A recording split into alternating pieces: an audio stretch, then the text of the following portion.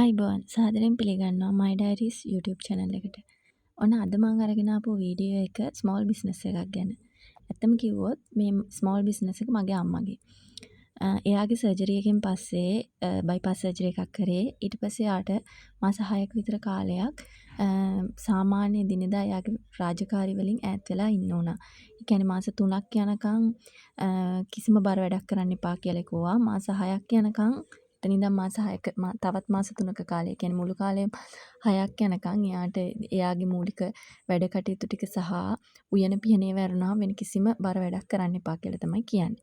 ඉතින් ඒකත් එක්ක දීර්ඝ කාලීනව එයාට නිකන් ඉන්නකොට දැනෙන මානසික පීඩනය සහ ඒ මානසික වෙනස් වීම එක්ක එයා එයාගේ පරණ පුරුදු වැඩක් පටන් ගත්තා. ඒ තමයි මේ ටේබල් මැට්ස් ගොතන එක. මේක මේ ගොතලා තියෙන යාන් කියන රෙදි වලින්. ඉතින් විනෝදාංශයක් විදියට පටන් ගත්ත මේ වැඩේ දැන් කුඩා ව්‍යාපාරයක් විදියට ඉස්සරහට කරගෙන යන්න තමයි බලාපොරොත්තු වෙන්නේ.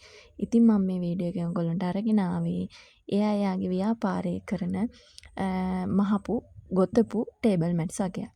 ඉතින් ඕගොල්ලෝ කැමති නම් මේ වගේ ටේබල් මැට්ස් මිලදී ගන්න. ටේබල් මැට්ස් විතරක් නෙමෙයි පාපිසි ඊළඟට ෆෝන් දාන පවුච් පොඩි කුඩා ප්‍රමාණයේ පවුච් වර්ග ඒ වගේවත් එයා ගොතනවා.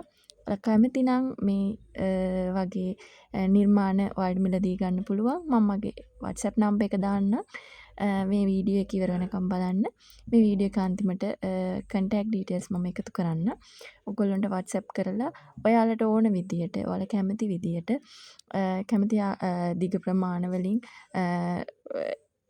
ඔයාලගේ අවශ්‍යතාවය අනුව ලස්සනට ගොතපු මේ වගේ නිර්මාණ ඔයාලට මිලදී ගන්න පුළුවන්. අන්න එහෙනම් ගිහින් එන්නම් අන්තිම වෙනකම් මගේ වීඩියෝ එක බලන්න. ආයි තවත් වීඩියෝ එකකින් හමු වෙමු.